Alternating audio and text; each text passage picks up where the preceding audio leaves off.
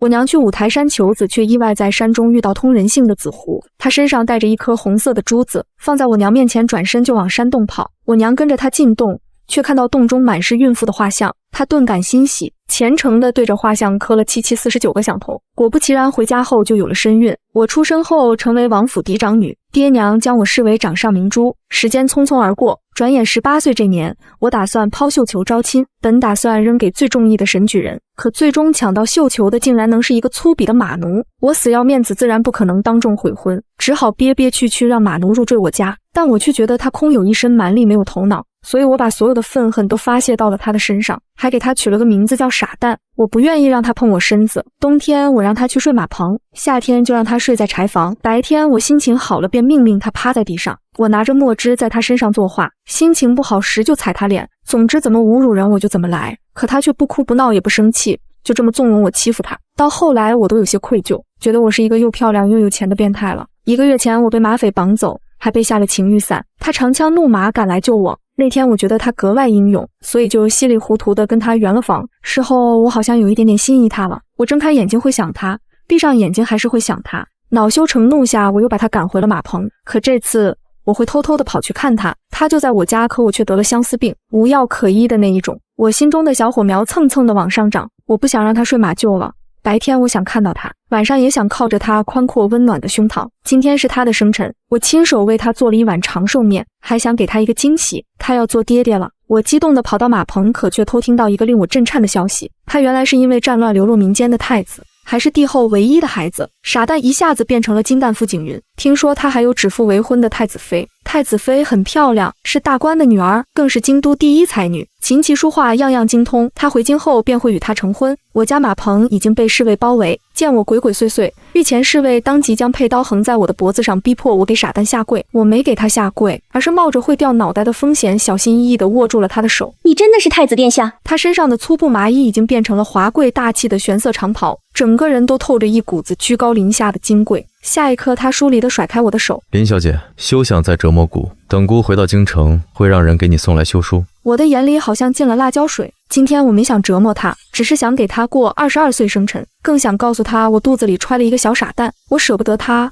他若不愿留下我，甚至都可以去京城陪他，可他连我拉他手都不愿，倒是要给我写休书。彼时我18岁，就成了下堂妇。我也终于明白，他讨厌我，也不会要我肚子里的小傻蛋。以后他会和他的太子妃琴瑟和鸣，生一群小金蛋，而我林晚秋只是在他落魄时侮辱过他的坏变态。林小姐可还有事？我想让他亲手尝尝我煮的长寿面，但我对他做了那么多天理不容的事，他不砍我脑袋已经是手下留情了，又怎么可能尝我第一次下厨做的长寿面？我怕他报复我全家，便不敢再说话，只是红着眼圈摇摇头。他讥笑一声，翻身上马，再也没有回头。见他离去，我的心口好像一下子就空了，僵站在原地许久后，直挺挺倒在地上，差点小产。更倒霉的是，他离开江州城的第3日，我爹就涉及谋害朝廷重臣，被押到京都。我和我娘不相信我爹会害人，匆忙赶到京都，可却得知了我爹被定罪1个月后问斩的消息。我和我娘去监狱见了我爹，不过入狱半个月，我丰神俊朗的爹已经瘦得不成人形。他说他是被人陷害的，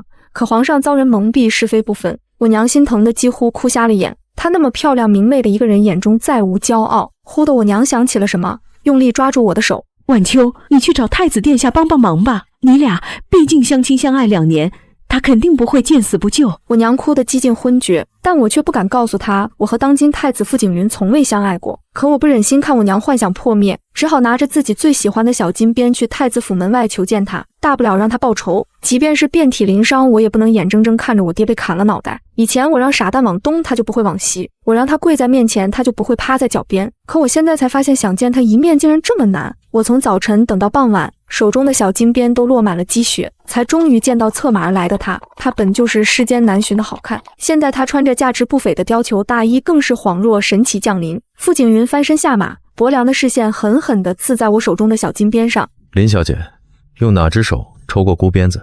我本就冻得瑟瑟发抖，如今听到他这没有分毫温度的声音，背下的唇都止不住的打颤。我怀疑他是想要剁了我这双罪恶的手。林小姐又用哪只脚踩过箍？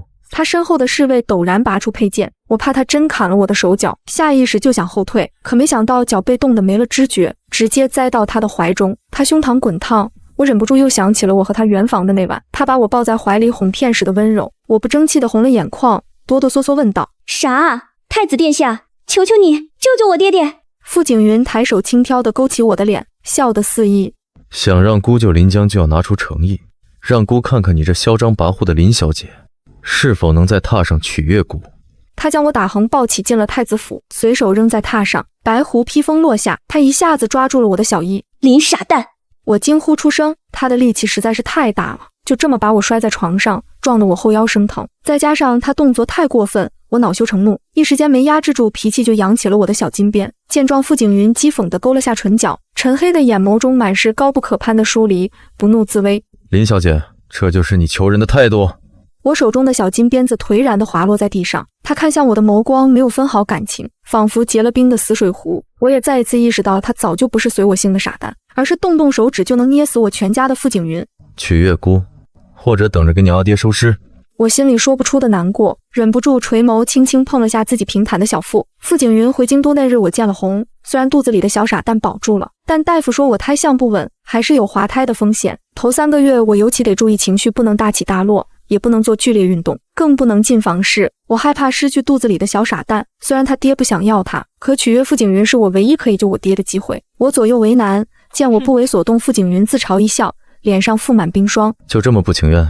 那好，1个月后等着给临江收尸吧。我委屈的眼眶胀痛，泪水不自控地流下来。我想求他救我爹，但却不敢将肚子里有小傻蛋的事情告诉他。跟我一起长大的秋娘和我一样，1年前救了个落魄书生，两人情投意合。书生进京赶考前，秋娘有了身孕，两人喜笑颜开。可好景不长，书生被绑下捉婿，成了侍郎大人的乘龙快婿。书生怕那个孩子会阻挠他的前程，强行让人给秋娘灌了打胎药。只是一位7品芝麻官，有了贵女新欢后都不会要共患难妻子肚子里的孩子，更别说傅景云是一人之下的太子，他又怎会要我肚子里的小傻蛋？更何况我还不是与他共患难的夫妻，而是欺负折磨了他2年的漂亮变态。见我扭捏，傅景云没了耐心，他嗤笑一声，随手将我的小衣丢在地上，转身要离开。我咬了咬唇，下定决心从身后紧紧抱住他。我不想流血，但更想我爹能活下去。我仰起头，努力将眼泪憋回去，哑着嗓子说道：“我取悦你。”傅景云不屑讥笑，我怕他又会拂袖而去，赶忙笨拙地触碰他，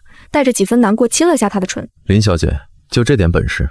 我又羞又恼，下意识想抓我的小金鞭，可手刚到半空，我就赶紧抽回。毕竟若是我真的抓起了小金鞭，他们就会拿刀磨我爹骨头。我仰起头和他四目相对，学着圆房那日他温柔亲吻我唇的样子，小心翼翼地亲他。下一刻，他托起我的腰，将我死死地按在床上。一夜无话，第二天天色还未大亮，我就迷糊地睁开了眼睛，发现傅景云已经穿戴整齐，衣冠楚楚。我眼眶又忍不住变得酸涩，哑着嗓子开口：“太子殿下，昨天晚上我已经……你会救我爹爹的，对不对？”姑什么时候承诺你取悦姑，姑就会救临江了？我陡然瞪大了眼睛，虽然我不算聪明，但也明白他从一开始就没打算救我爹，这是故意羞辱我，就像这2年来我羞辱他一样。我难受地喘着粗气，眼泪不争气地流下来，用尽全力跪在地上：“太子殿下，我真的求你了，我不想我爹死，你救救他。”傅景云一个眼神都没有施舍给我，头也不回地离开。我仿佛丢了魂，麻木站起朝外走去。可没想到刚走出寝宫，就遇到了英国宫的掌上明珠张婉宁。她生得漂亮，也是傅景云未来的太子妃。张婉宁看我的眼神带着鄙夷和轻蔑：“你就是太子哥哥在江州宠幸过的商户女？”我不喜欢她这副盛气凌人的模样，便将我和傅景云之前的婚书拿给她看。哪怕傅景云现在要休了我，也改变不了他曾是我夫君的事实。太子哥哥不过是迷了眼，你这种爱慕虚荣的女人我见太多了。不过如果你真想攀附，可以收你进府做个侍妾。太气人了，我根本不稀罕做傅景云的侍妾，我只要一生一世一双人。如果傅景云娶了别的女人，即便我有些心悦她，也不会纠缠她。我顾不得和林晚秋争吵，拖着还有些疼的身体走出太子府。明晃晃的阳光照在我脸上，我终究还是不争气地流下了眼泪。傅景云恨我，他只想着我家倒霉，根本不可能救我爹爹。可我真的好害怕我爹爹被砍了脑袋。林小姐，身后突然响起一阵熟悉的声音，我慌张擦去眼泪，转身看到喊我的人竟是少年举人沈宗年。我学问不好，所以特别仰慕读书人。2年前我抛绣球招亲，当时最希望沈宗年可以抢到绣球，但后来他没抢到，我当时觉得挺遗憾的。听说他后来发奋读书，殿试被钦点了探花，还被绑下捉婿，娶了刑部尚书的嫡长女。他本就才华横溢，又有岳父提携，所以青云路走得特别顺。不过短短2年半，他已经是正五品的刑部郎中，我爹的案子就是刑部负责。我知道他肯定能说得上话，就赶忙走到他面前跪下。沈举人，我爹是被污蔑的，你能不能救救他？我爹之前帮过很多沈宗年这等寒门学子的忙，我虽不喜欢挟恩图报，但现在真没了别的办法。可沈宗年没有回答我的话，而是上下打量着我，夸我这2年长得越发动人，还说他一直仰慕着我，希望我能常伴他身侧。我忽然明白，沈宗年并没有那般风光，男人都不可貌相，他已经娶妻，但还想要我。可沈宗年却没有半点羞愧，甚至觉得3妻4妾很正常。他说会为我置办宅子，将我养在外面，等时机成熟再将我接回家中，抬为贵妾。我气得牙根都痒了，越看沈宗年这副金玉其外败絮其中的模样，就觉得恶心，止不住干呕出声。沈宗年显然没想到我会被他恶心到呕吐，他青着脸拿我爹爹威胁我，还给了我2天时间，让我到时候去城南别院洗干净身子，不然就让我给我爹爹收尸。他狠狠瞪了我一眼，头也不回地离开。我一颗心如坠冰窖，都说读书人懂礼义廉耻，实际上负心汉多是读书人。回到家中，我拖着腮帮子在伙房外发呆。我再去求傅景云，只是自取其辱。他那么讨厌我，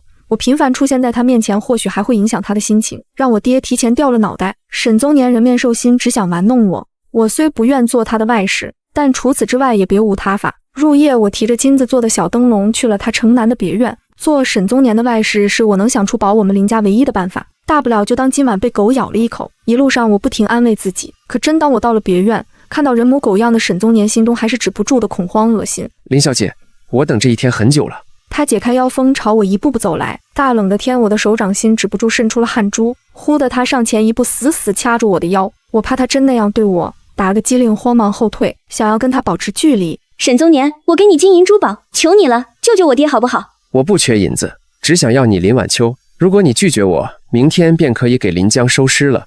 我心里猛地一咯噔。沈宗年忽而用力扯开我的衣领，我死死咬住唇，心中恨意翻腾，却怎么都不敢多说一个字。沈宗年得意冷笑一声，如饿狼一般扑到我身上，将我肚子压得生疼，让我感觉腹中孩子渐渐与我切断联系。我绝望地闭上眼睛，有那么一瞬间，我想咬舌自尽，可我死了，我爹也活不了。就在我打算认命时，紧闭的房门被猛地踹开，我下意识睁开眼睛，没想到来人竟然是傅景云。沈宗年瞬间僵在原地，慌张将外袍重新穿上，可没等穿好，傅景云一脚就已经将他踹翻在地。我劫后余生长舒口气，正打算坐起，怎料小腹一阵剧痛，我定睛看去，此刻我下身裙摆已被鲜血浸透。孩子，我的孩子！鲜血像蜿蜒的小蛇顺着我的裙摆在青砖地上慢慢爬行，带走了我腹中仅存的一点暖意。我瘫软在冰冷的地上，看着沈宗年那张写满惊恐的脸，意识逐渐变得模糊。房门被踹开的那一刻，傅景云逆着光冲了进来，他眼底原本的冷漠和讥讽，在看到地上的那一滩红迹时，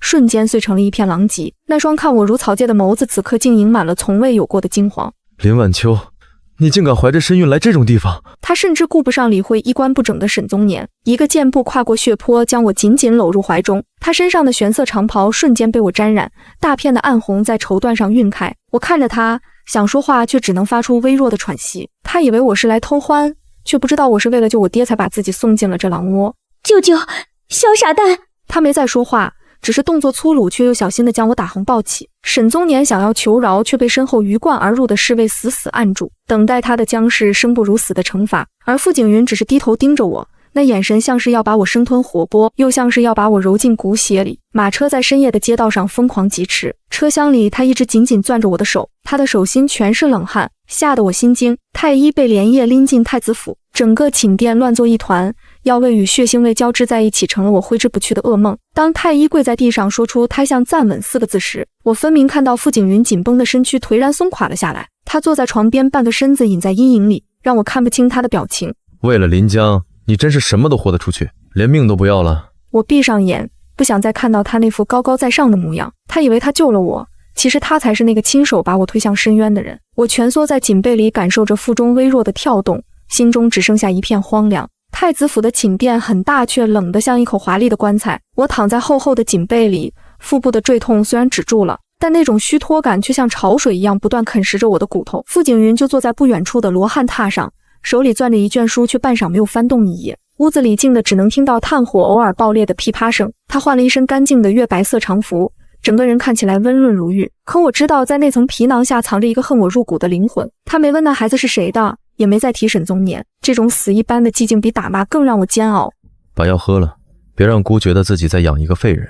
侍女端着黑漆漆的药碗走过来，我撑着身子想坐起来，手臂却软得使不上劲。傅景云终于动了，他放下书，大步走过来，粗鲁地挥退了侍女。他坐在床沿，一股淡淡的冷香瞬间包裹了我，那是以前在江州马棚里绝对闻不到的味道。他舀起一勺药，胡乱吹了2下就往我嘴里送，药汁很烫，苦涩的味道在舌尖炸开，我被呛得剧烈咳嗽，眼泪一下子就出来了。他皱着眉，一边嫌弃地用帕子擦拭我的嘴角，一边却又下意识地放轻了力道。林小姐以前那股子嚣张气焰呢？当初用鞭子抽姑的时候不是挺威风吗？我自嘲地勾了勾唇角，那时候的我哪里会想到，这个被我踩在脚底的马奴会变成如今掌控我全家性命的神。我没反驳，只是顺从地低头喝药。他看着我这副逆来顺受的样子，眼底闪过一丝烦躁，像是重重的一拳打在了棉花上。药喝完了，他将碗重重地搁在床头基案上，起身离去，直到那抹月白色的身影消失在门后，我才敢大口的喘气。我轻轻抚摸着平坦的小腹，心里默默念着：小傻蛋，你要争气，在这个吃人的地方，娘只有你了。我在太子府被禁锢了整整7天，这7天里傅景云没再碰我，甚至很少跟我说话。他每天早出晚归，偶尔回来也只是坐在床边盯着我发呆，眼神里藏着一种让人心惊的偏执。我最牵挂的还是父亲的案子，可在这深宅大院里，我像个断了线的风筝。这天午后，趁着傅景云不在，我买通了一个送饭的小厮，从他口中我听到了一个如雷贯耳的消息：刑部已经定案，父亲的死刑提前到了3日后。我当时只觉得天旋地转，手中的汤匙当啷一声掉在地上，摔得粉碎。我不顾太医的叮嘱，跌跌撞撞地冲向傅景云的书房。守门的侍卫想要拦我，却在看到我那副要拼命的架势时迟疑了。我推开门，傅景云正站在窗前，背影挺拔而孤寂。听到动静，他缓缓转过身，脸色阴沉的可怕。傅景云，我爹要被处决了，对不对？你骗我，你根本没打算救他。他看着我因为奔跑而散乱的发髻，还有那双因为绝望而充血的眼睛。他没有说话，只是几步走上前，用力扣住我的肩膀，将我整个人抵在冰冷的墙上。他的呼吸很沉，带着一股子压抑已久的怒火。临江贪墨军饷，勾结外敌，证据确凿。林晚秋，你以为姑是皇上吗？姑凭什么为了一个罪臣去触怒龙颜？我绝望地闭上眼，泪水止不住地往下滑。贪墨勾结，我爹一生清正，为了那些寒门学子散尽家财，他怎么可能做这种事？我突然意识到傅景云不是救不了，他是不想救，他要看着我失去一切，看着我也尝尝那种跌入泥潭的滋味。我脱力地顺着墙根滑坐下去，双手死死攥着他的衣角。这一刻，什么尊严，什么骄傲，全都不重要了。我像只摇尾乞怜的流浪狗，卑微到了尘埃里，而傅景云只是冷冷地看着我，那双深邃的眼眸里没有半分波澜。为了见我爹最后一面，我跪在了太子府的雪地里，刺骨的寒意顺着膝盖钻进骨髓，我冻得浑身发抖，可我不敢动。我知道傅景云在2楼的暖阁里看着我，他在等我求饶，等我彻底向他臣服。雪越下越大，渐渐覆盖了我的肩膀和长发，我的意识开始恍惚，仿佛回到了江州的那个冬天。那时候我也曾让身为马奴的他跪在雪地里，只因为他弄脏了我最心爱的裙摆。那时候的他是不是也像现在的我一样满心凄凉？不知过了多久，头顶的雪突然停了，一把绘着寒梅的油纸伞遮住了我的视线。我费力地抬起头，看到了傅景云那张冷若冰霜的脸，他披着狐裘，手里握着伞柄，居高临下地俯视着我，眼神复杂的让人心碎。起来，别在这儿丢人现眼。我没动，只是僵硬地拉住他的袍角，因为冻得太久，我的嗓子已经发不出声音，只能用口型一遍遍求他。他眼底的怒意陡然升起，猛地扔掉手中的雨伞，弯腰将我从雪地里捞了起来。他的怀抱很暖，暖得让我想要放声大哭。林晚秋，你是在拿命威胁姑吗？你以为姑真的在乎你肚子里的那个野种？他抱着我大步往寝殿走去，一路上脚步凌乱，我靠在他怀里，听着他胸腔里那颗剧烈跳动的心脏，突然感觉到一丝荒谬。他口口声声说不在乎，说恨我，可他的手却在止不住的颤抖。那种恐惧是骗不了人的。回到暖烘烘的屋内，他将我扔在榻上，粗鲁地撕开我湿透的外衣。当他看到我膝盖上那2片青紫的淤痕时，动作却突然僵住了。他沉默地拿起药酒，一点点涂抹在我的伤口上，力道大得像是要揉碎我的骨头，可眼神却死死地盯着别处。明天姑带你去见临江，仅此一次，下不为例。我愣住了，原本以为还要经历更多的折磨，没想到他竟然松了口。我看着他低头帮我揉腿的样子，那一刻他不像高高在上的太子，倒像极了当年那个被我欺负了还会偷偷给我带烤地瓜的小傻蛋。心口那座冰山似乎裂开了一条细小的缝，天牢里的风像刀子一样往骨缝里钻。傅景云走在前面，玄色的披风在狭窄的过道里摩擦着石墙，发出沙沙的声音。我紧紧跟在他身后，心跳快得要撞破胸腔。这里的每一寸空气都弥漫着腐烂和绝望的气息。我无法想象我那爱洁如命的爹是怎么在这里熬过这么多天的。终于在一扇锈迹斑斑的铁门前，他停下了脚步。借着昏暗的火光，我看到了蜷缩在草堆上的那个身影。那哪里还是江州城里风度翩翩的林老爷？他浑身污垢，原本梳理的整整齐齐的发髻此刻乱如杂草，露出的手腕细的只剩下皮包骨。爹，女儿来晚了。爹爹听到声音，浑浊的眼珠动了动，费力地撑起半个身子。当他看到我身边的傅景云时，眼神里先是惊愕，随即变成了一种深深的哀求。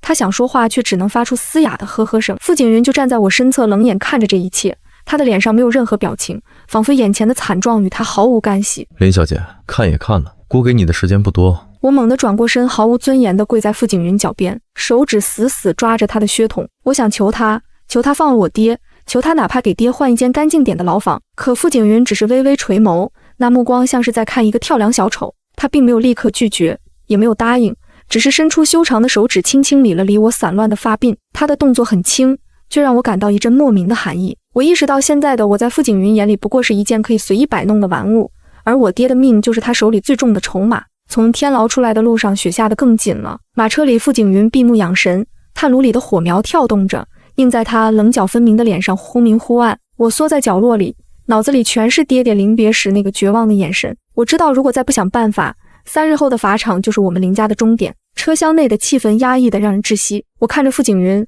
这个曾经任我打骂的傻蛋，如今却成了我唯一的救命稻草。我咬了咬牙，挪动身体坐到他身边，颤抖着手去解他的披风扣子。这是我能想到的唯一的，也是最后的诚意。林晚秋，你觉得姑现在还稀罕这些？他的声音很冷，带着一种报复后的快意。我僵在那里，眼泪在眼眶里打转。他嘲讽地看着我，像是看穿了我所有的盘算。他甩开我的手，力道大的让我的手背狠狠撞在车壁上，疼得我倒吸一口凉气。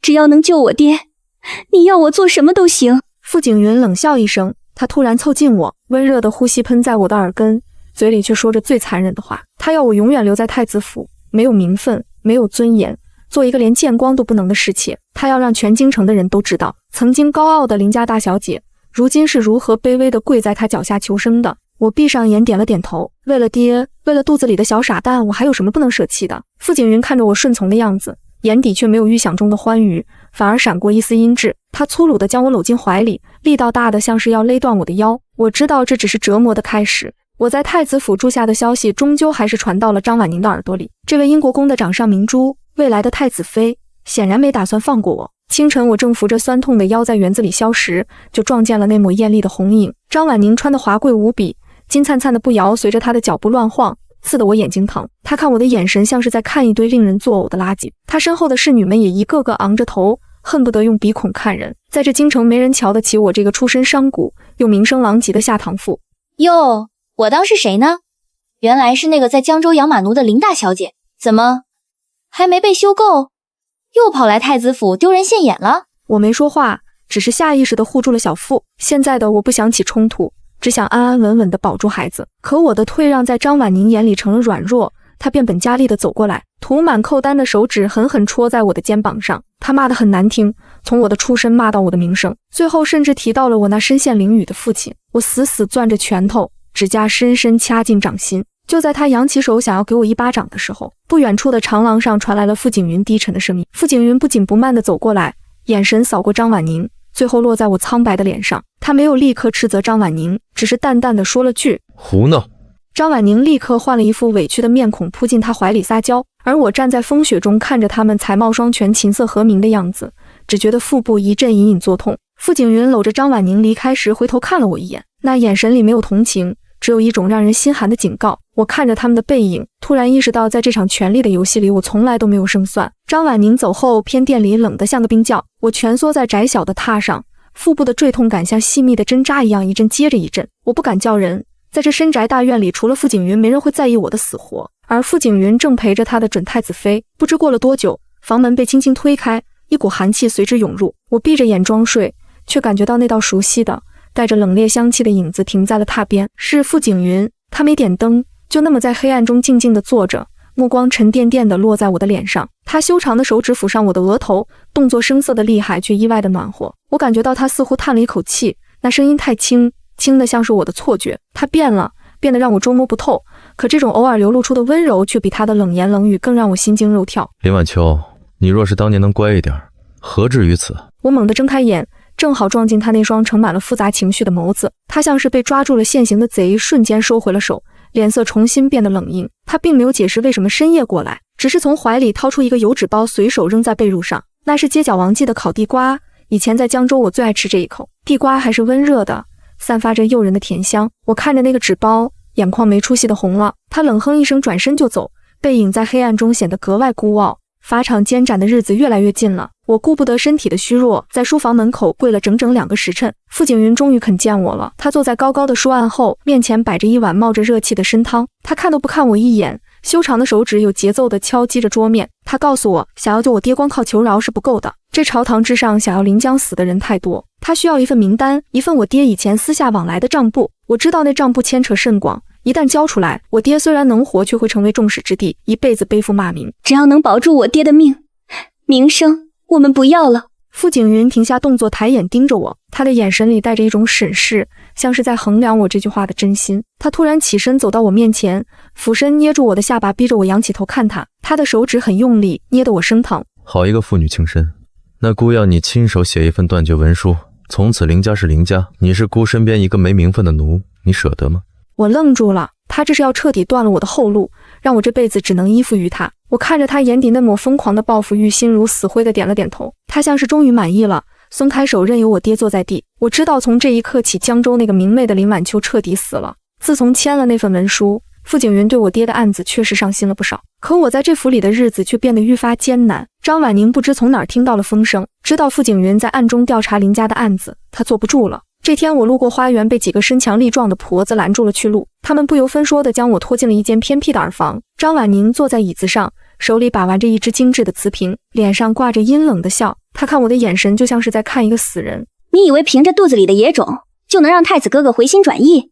这药你是自己喝，还是我让人喂你？我惊恐地瞪大了眼睛，双手死死护住肚子。那瓶子里装的肯定是堕胎药。我想喊，却被婆子死死捂住了嘴。挣扎中，我撞翻了旁边的花架，瓷盆碎裂的声音在空旷的院子里显得格外刺耳。张婉宁不紧不慢地站起身，一步步朝我逼近。她眼底的嫉妒已经让她失去了理智。就在那冰冷的药水即将灌进我嘴里时，房门被一股巨力踹开。傅景云满脸阴沉地站在门口，他身后的侍卫瞬间控制了局面。傅景云大步冲过来，一巴掌甩在张婉宁脸上，那是他第一次对他动手。张婉宁被打懵了，捂着脸不敢置信地看着他，而傅景云只是颤抖着手将我抱进怀里。他身上的气息乱得厉害，我能感觉到他的心跳快得惊人。屋子里静得可怕，只能听到张婉宁细微的抽泣声。傅景云怀里的温度很高，可他的脸色却比外面的积雪还要冷。他死死地盯着地上碎裂的药瓶，那双一向沉稳的手此刻竟控制不住的颤抖。姑还没死，这太子府什么时候轮到你来当家了？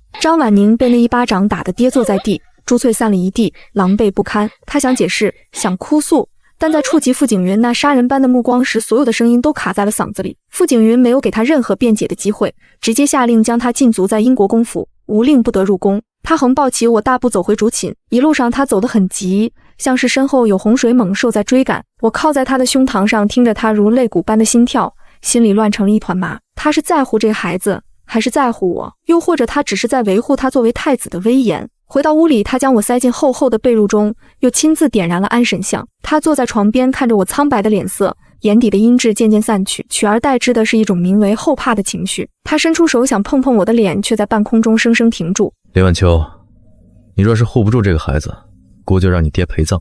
他依旧说着最狠的话，可我分明看到他离开时藏在袖子里的手依旧在微微颤抖。我闭上眼，眼角滑下一滴泪。傅景云，你到底还要折磨我到什么时候？这几日太子府的守卫森严了许多，连只苍蝇都飞不进来。我虽然被禁足在房内，但能感觉到外面的气氛正在发生巨变。傅景云变得更忙了，他几乎整夜地待在书房，只有在深夜时分，我才会在半梦半醒间感觉到有人在帮我掖被角。小厮偷偷告诉我，傅景云在朝堂上为了林家的案子和那群老臣闹得很僵，他甚至不惜动用了多年埋下的暗桩，只为查清当年那笔军饷的真正去向。我知道他在赌上他的太子之位，去翻一个几乎定死的铁案。这天深夜，我悄悄推开书房的门，傅景云正伏案而眠，手边压着一叠发黄的信件。那些信上的字迹我很熟悉，那是沈宗年岳父的亲笔。原来真正的幕后黑手一直躲在暗处，利用沈宗年这个棋子，想把我们林家当成替死鬼。我站在桌边看着傅景云疲惫的睡颜，他眼下的青紫很深，整个人消瘦了一大圈。以前在江州，他干完重活也是这样，像只收敛了爪牙的大狼犬。我忍不住伸出手想抚平他紧皱的眉心。谁？他眼里的杀意一闪而过，在看清是我后才缓缓松开了手。他没问我为什么偷看，只是顺手将我拉进怀里，让我坐在他的膝头。他的怀抱很宽厚，带着淡淡的墨香，让我这颗漂泊已久的心竟然有了一丝安定。林晚秋，账簿姑拿到了，你爹死不了了。林家平反的消息传来时，我正坐在花园里发呆。父亲被无罪释放，虽然官职没了，但命保住了，也被傅景云妥善安置在京郊的一处宅子里。我本该高兴，可看着这高耸的围墙，我却觉得心口闷得发慌。我走进那间傅景云曾经住过的偏房，想收拾一下自己的心情。在一只破旧的木箱底层，我翻出了一个布包，打开一看，我整个人都愣住了。那是2年前我在江州亲手绣给他的荷包，针脚粗劣，上面还沾着已经变色的血迹。那是他替我挡下马匪那一刀时掉落的，我以为他早就扔了，毕竟那时候的我对他非打即骂。可他不仅留着，还把他洗得干干净净，一直带到了京城。在荷包的最里面，我还发现了一张叠得整齐的小纸条，上面只有4个字：晚秋余生。心里的那座冰山在这一刻彻底崩塌。我原以为这2年的相处只是一场互相折磨的噩梦，原以为他对我只有报复和恨意。可这张纸条告诉我，在那些我看不见的角落里，他曾那样卑微地爱过我。泪水模糊了视线，我攥着那个荷包，像个孩子一样放声大哭。傅景云，你为什么要骗我？为什么要装出一副恨我入骨的样子？如果你早点告诉我，我们之间是不是就不会错过这么多？身后传来沉稳的脚步声，我没回头也知道是谁。一双有力的臂膀从身后环住了我。傅景云将下巴抵在我的肩窝，呼吸有些急促。林晚秋，姑给过你机会逃走的，是你自己又撞了回来，这辈子你都别想再离开姑半步。自从那个旧荷包的秘密被揭开，我和傅景云之间的空气似乎变了，不再是那种令人窒息的冰冷，而是一种说不清道不明的酸涩。他依旧很少说话，守着他那副太子的威严，但我能感觉到他在看我时眼神里那种恨意已经褪色，取而代之的是一种近乎执拗的占有。他坐在床边，手里拿着太医新开的药膏，动作略显笨拙地涂在我的膝盖上，那是之前跪在雪地里留下的淤青。